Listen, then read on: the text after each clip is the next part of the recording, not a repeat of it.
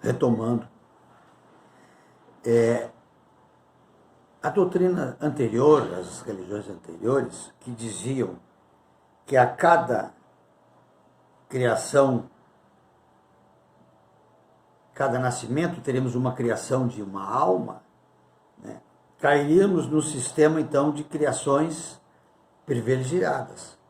Deus privilegiaria alguns com esses dons, com esses dotes, né? E outros não, o que não é aceitável. Os homens são estranhos uns aos outros, nada os uniria. Os laços de família seriam puramente carnais, né? Não são de nenhum modo solidários com o passado, pois eles não teriam passado. Com a doutrina do nada após a morte, todas as relações terminam com a vida. Os seres humanos não são solidários no futuro.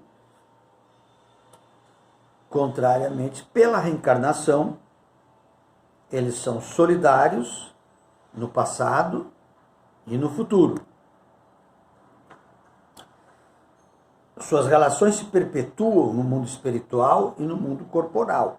A fraternidade tem por base as próprias leis da natureza, as leis que Deus criou, né? O bem tem um objetivo e o mal tem as suas consequências inevitáveis. Ora, isso dá uma sensação de tranquilidade, porque temos medo. O nosso ente querido morreu, nunca mais vamos ter contato, né, com ele. Não. Se nós pensamos, ele partiu e eu que estou aqui, de uma maneira similar em relação à prática da caridade, do amor, da compreensão, das leis morais, com certeza nos reencontraremos no mundo espiritual, né? Porque estaremos numa mesma camada, no mesmo tipo de esfera vibratória. Isto é que é o importante, essa esperança que nos traz esta lei da múltipla vida, da vida espiritual eterna e das reencarnações múltiplas para a nossa evolução. Com a reencarnação, desaparecem os preconceitos de raças e de classes, pois com o mesmo espírito pode renascer rico ou pobre, grande senhor ou proletário, chefe ou subordinado, um homem livre ou um escravo. Pode nascer homem ou pode nascer mulher. O espírito não tem sexo. De todos os argumentos invocados contra a injustiça da servidão e da escravidão, contra a sujeição da mulher à lei do mais forte, nenhum há que supere em lógica o fato material da reencarnação. Se, pois, a reencarnação fundamentada sobre uma lei da natureza, o princípio da fraternidade universal, ela fundamenta sobre a mesma lei o princípio da igualdade dos direitos sociais e, por consequência, o da liberdade. O homem só nasce, os homens, em geral, só nascem inferiores e subordinados pelo corpo, pela situação física. Pelo espírito, eles são iguais e livres. Daí o dever de tratar os inferiores com bondade, com benevolência e com humanidade. Porque aquele que hoje é o nosso subordinado, ou na família, ou no trabalho, ou em qualquer situação, pode ter sido nosso igual ou nosso superior. Pode ser um parente ou um amigo, e nós, por nossa vez, podemos vir a ser o subordinado daquele que hoje comandamos. Então, aquele que hoje é nosso subordinado pode já ter sido nosso comandante, ou poderá vir a ser o nosso comandante em vidas futuras, Por isso temos que tratar com respeito, com caridade, com igualdade, com humanidade, a todos. Porque as posições sociais mudam em cada encarnação. Por quê? Para sabermos conviver, para sabermos respeitar, para podermos evoluir e sermos fraternos com todos os irmãos. Que este é o desejo do Pai, para que nós cresçamos. Tirem do homem o espírito livre e independente, sobrevivente à matéria, e farão dele uma simples máquina organizada, sem objetivo, sem responsabilidade, sem outro freio que o da própria lei civil, e boa para explorar como um animal inteligente. Ficaria como um animal inteligente para ser explorado. Não esperando nada depois da morte, nada o impede de aumentar os gozos do presente. Se sofre, só tem em perspectiva o desespero e o nada como refúgio. Com certeza do futuro que nos dá a nossa doutrina e de reencontrarmos aqueles a quem amamos e o temor de tornar a ver aqueles a quem ofendemos, todas as suas ideias mudam.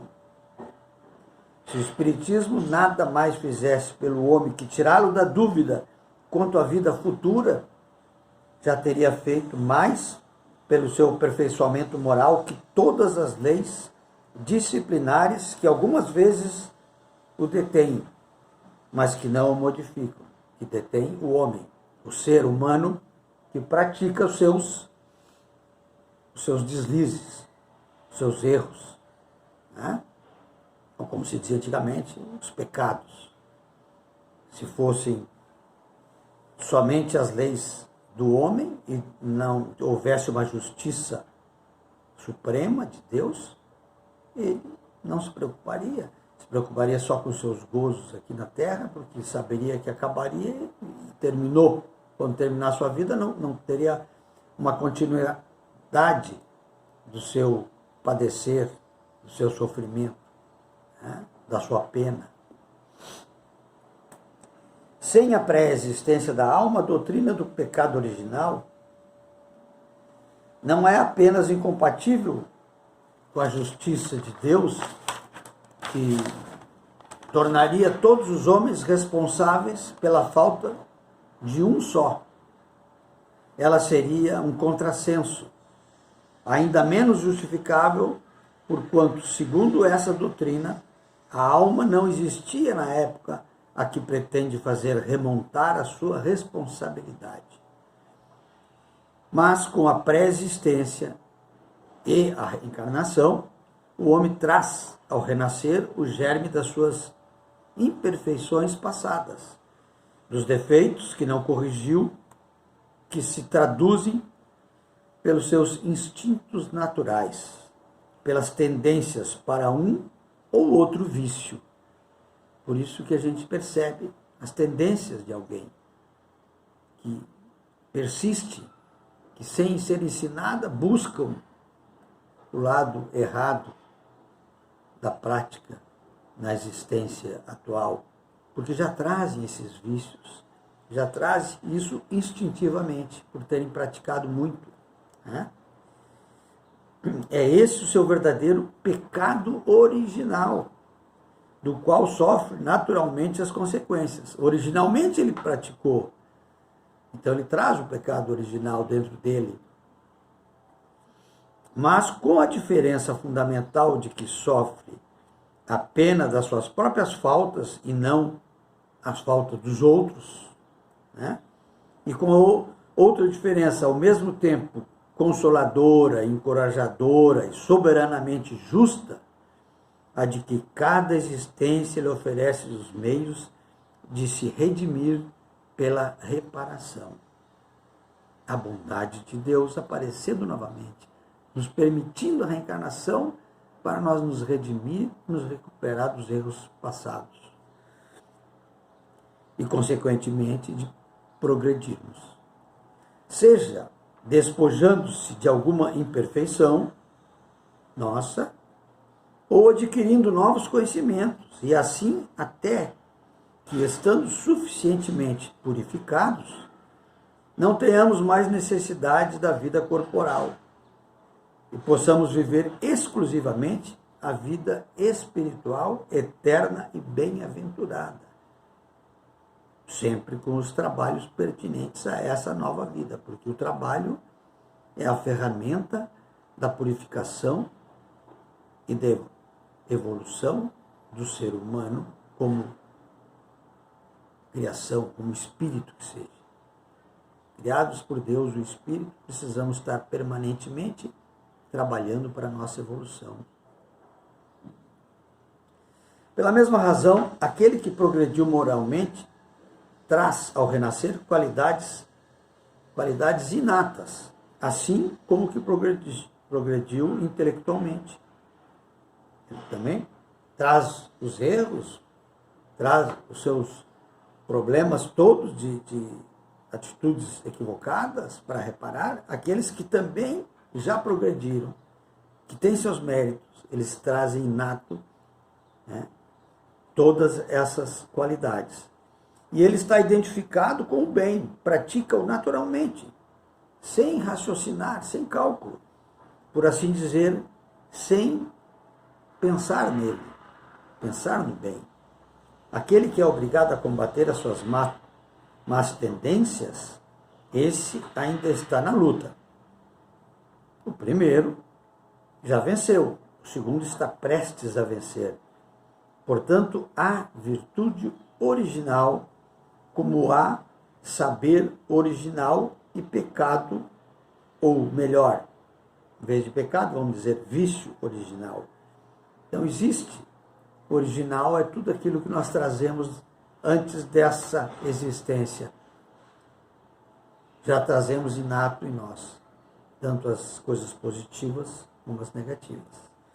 O espiritismo experimental estudou as propriedades dos fluidos espirituais e a sua ação sobre a matéria. Demonstrou a existência do perispírito, da qual já se suspeitava desde a antiguidade, e que foi designado por Paulo pelo nome de corpo espiritual, isto é, corpo fluídico da alma, após a destruição do corpo tangível. Sabe-se atualmente que esse invólucro é inseparável da alma.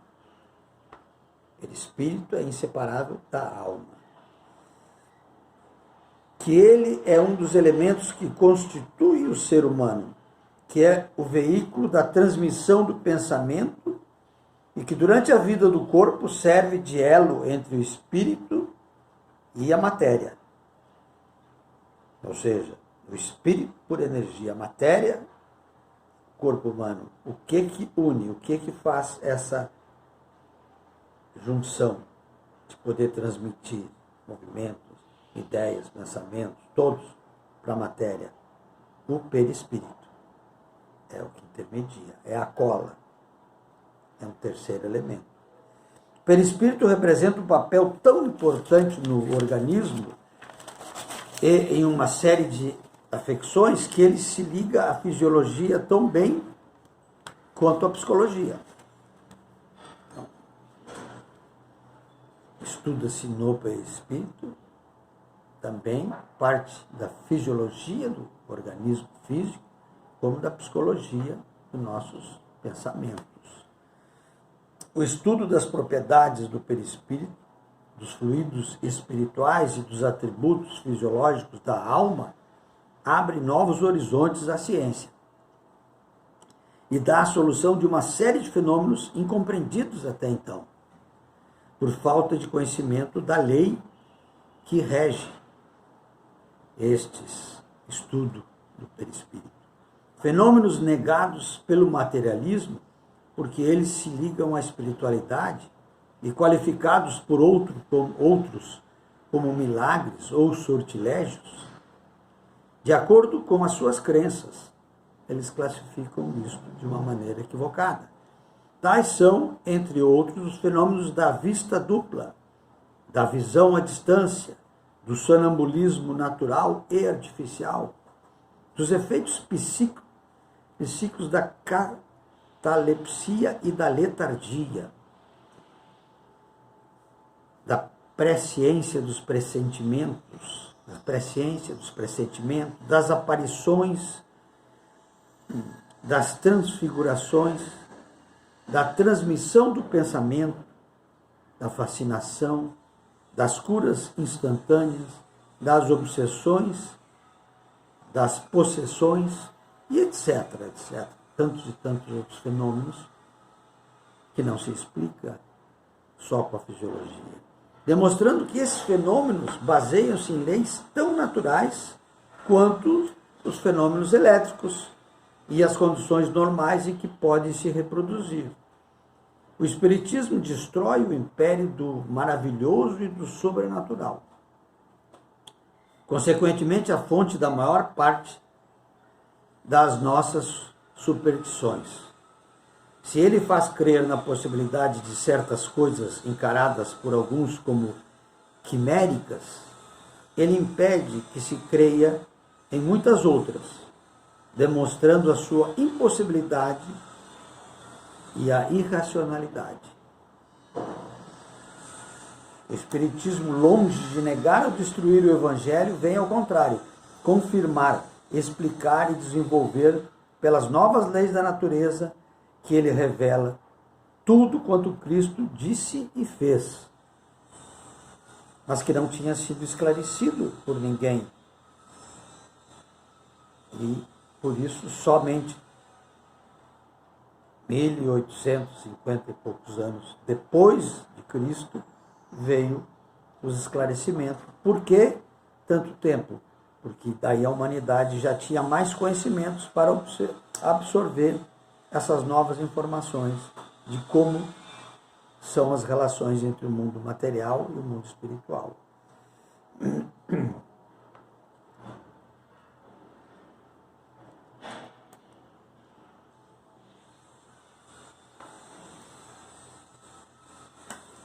Então, esclarecendo esses pontos obscuros do ensinamento, de tal maneira que aqueles para quem certas partes do Evangelho eram ininteligíveis ou pareciam inadmissíveis, as compreendem, sem dificuldade, com a ajuda do Espiritismo, e as admitem.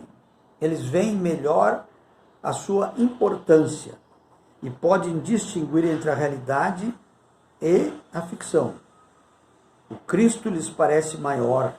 Não é mais simplesmente um filósofo, é um Messias divino.